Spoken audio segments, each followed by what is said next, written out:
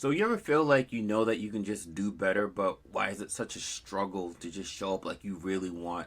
Then even though you're trying your best, it seems like it's never really appreciated. You ever feel like you put on a strong face, a nice happy smile, you try to act cool, but you know that you're seriously just battling inside? You feel like you're distant from everyone, even though you may be surrounded by people, you just feel distant, you feel separated. Why does everything feel like it's just so draining, right? Why is it so hard to just find peace, just to be happy? And if you felt like any of these things, you definitely want to watch this video, because as a man, we're not really taught to find inner peace, to even know how to get to that place of inner peace. And because of that, we don't realize that this actually stealing away from us showing up powerfully in our masculine essence also. It's actually two sides of the same coin, right? And I don't know about you, I can't go to like a retreat to some mountain every 2 weeks every time I get stressed out. I live in a city, I work in the corporate world, I have kids, my life is always on the go, and I'm sure you can probably relate. And at the same time that I found in my life and with working with other men, that we ignore these inner battles, right? We ignore what's going on. We put on that strong face. We deal with life situations in the name of manlyhood and being a good father, being a good husband, being a leader, being whatever those titles that we have that we just try to live for every single day. But because we don't deal with what I'm going to talk about today, we leave a lot on the table for those same people that we're actually trying to show up for. All right, we're shortchanging everybody around us, and we're shortchanging ourselves because we're not dealing with this situation that I'm going to talk to you about today, right? So how are we limiting the process, right? Let's just get right into the problems. So let's really talk about it. We are taught a losing game, right? We're taught from as a child to just never show weakness. Pain is weakness. Complaining is weakness. Emotions are definitely, for a man, is weakness. All right. And indirectly, I learned growing up as a man that I'm only as good as my status, as my titles, as my trophies, whatever I can bring to the table, whatever I can produce or acquire, having a hot wife, having a nice house, having a fast car. Those were the things that determined my worth as a human being or as a man, right? The narrative was also that men just don't have feelings. It's really Men just don't have feelings. And if you did, you needed to ignore them. You need to man up because they don't matter. Just do your job. Shut up and do your job. This was how most men, most of us, were taught of what a man is and what a man needs to be if you want to be a strong man. And I'm sure all of this sounds very familiar to you. And honestly, this is part of the reason why men make up 80% of the suicide rate in this country, which is ridiculous. It's crazy. I tried to live my life up to this criteria, and it just kept leading me into some dark places over and over again. I never felt like the person that I saw in the mirror was good enough. It didn't matter how good I was at anything. It didn't matter how many trophies I got. It didn't matter how many promotions I got. It didn't matter how many accolades, how many pats on the back that I got. Nothing ever mattered. The praise was never enough to make it feel like, all right, now I'm good enough. And there's so many men that are in the same boat. You constantly felt like, you're running on fumes. And the fact that nobody can really tell, because for me, I was still charismatic. I was still the leader. I was still athletic. I was still getting those wins. But everything just felt so empty. And there's other men that I talk to that they have what people would deem the perfect life, but yet they feel so empty. And for myself, all I could think was, what was wrong with me? I should be happy. I should be proud. I should be content. And I started to accept that there was just something fundamentally broken in me, that I just couldn't have that peace. I just couldn't have that happiness.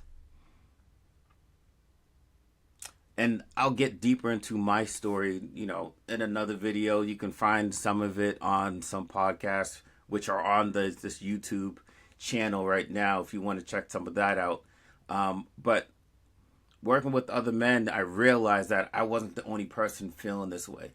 That there are so many of us out there, And it's becoming more public right now with men's mental health, which is an awesome thing. But for now, I found that there isn't anything wrong with us. The only thing that is going on is that we're a bit out of alignment, right? And so, what do I mean by that? But first, I want to share some quotes with you. And in a way, the only way to freedom, the only way to peace, the most powerful self, the most powerful version of yourself, right, is by letting go of what you think you have to be. So I definitely resonated with this quote here by Jeff Moore. It just says, being yourself means shedding all layers of looking good, wanting to be liked, being scared to stand out, and trying to be who you think people want you to be. Okay, for us men, we are constantly trying to check all the boxes of who we think that we need to be to get our man card, to be good enough, to show that we're strong, to show that we're powerful, to show that we're worthy, all those things. And I got one more quote for you, right? This is a really good one by Veronica. It says that you'll never know who you are unless you shed who you pretend to be. And when I was reading this quote, I was actually started just thinking about some of the movies. Recently, I saw the movie 300 again, the Spartans. I don't know how many people still remember that. It wasn't that long ago. But more recently, Iron Man, a.k.a. Tony Starks from the Marvel movies, these people, these characters were just undeniably themselves. Even when rejected, even when judged, they accepted who they were and they showed up authentically in that state every single time. With all their wittiness, with all their strength, with all their maybe annoying features or whatever. And this made them seem untouchable, right? And that sense of being untouchable is because no one could shake them from who they believed that they were, right? So let's talk about the layer, right, that needs to be shed. What is that? Well, we have created this thing that I call the created character, right? That's not actually allowing us to be our true selves. This additional layer that you see here on the left side, right? It's like a shell that sits over what I call the 3 layers of identity. And with 3 layers, right, at the deepest part, you see your spirit. That's like our most God-centered self. That's the part that's, people say universe, whatever. To me, that's like Holy Spirit level, right? Then you step out 1 layer. That's your soul. That's a little more unique. That's a lot of where your core beliefs are, your core values, those things that make you, okay, your soul level. And then you take 1 more step out, and that's your authentic self, right? That's how you show up in the world. That's, your charisma. That's your character. That's your ego in a way. And people will say that, the ego is the enemy. And I used to believe that, but then I realized that the ego is not the enemy. The ego is there to help us to survive. But the fact of the matter is that we just trained the ego wrong, right? And so it became our enemy. And we used the ego to make this 4th layer, right? This created character. Okay, we took all the hurts, all the pains, all the judgment of the world that we had growing up in relationships, jobs, whatever it was, and we made ourselves into this version that we subconsciously believed that the world would accept, right? The world would find more acceptable. They won't reject it as much. And this causes this inner battle, right? You look at those red arrows going back and forth, right? And so that's the inner battle inside, that inner tussle, because your authentic self, your soul, your spirit wants to show who you are, but yet you keep saying, no, shut up, get back in there. The world doesn't like you. The world's going to reject you. And so you put on this fake person, this created character that you feel is going to be more loved. And this is why we feel that rejection. This is why we don't feel accepted. This is why we feel so distant. Because even when we are around people that we may love, they don't truly know who we are because we're pretending with this created character. This is why when people even give us those kudos, a pat on the back, this is when people say that you're so awesome, but it feels good for a moment, but then it's like, you don't really know me. Why? Because you never showed up as you. You showed up as this created character. This character doesn't even truly exist. You made it up. I walked around as my created character for a very long time, and even at times, it still tries to creep back up. But every time we show up as that person, as that created character, as that fake person, we're rejecting the authentic version of ourselves. So we're creating that rejection. So we can't even be accepted by the world because we're rejecting ourselves, and we will always carry that energy around in us, and it's draining. It's exhausting. And you can't have peace when you're constantly fighting yourself, no matter how good it looks outside of what's going on in here. It doesn't matter how big the house is. It doesn't matter how nice the car is. It doesn't matter what promotion you just got. Because you're still walking around 24/7 with that inner battle going on, and that steals all your joy and steals all your peace, and it sucks away your power. So letting go of that layer, letting go of that created character, being able to live as your authentic self. And so you see on the right side with the green arrows, and letting the flow of that power from your core, from your God-centered core, that spirit of yours, and you just show up powerfully in the world. You show up more confident. You show up more authentic. You show up more transparent. You show up with more patience. You show up with more peace. You're more present because you're actually fully there. You're actually fully you. But we can't do that trying to fit and check all the boxes of what they keep telling us that a man needs to be. Because in doing that, we try to force it. And by forcing it, we live under that created character, which ends up destroying us from the inside out. Our true power and masculinity is showing up as our authentic self. Then we can show up more powerfully, we can show up more determined, we can show up more decisive, we can show up with more confidence, and actually start accepting who we truly are. That's the most powerful place that you can be.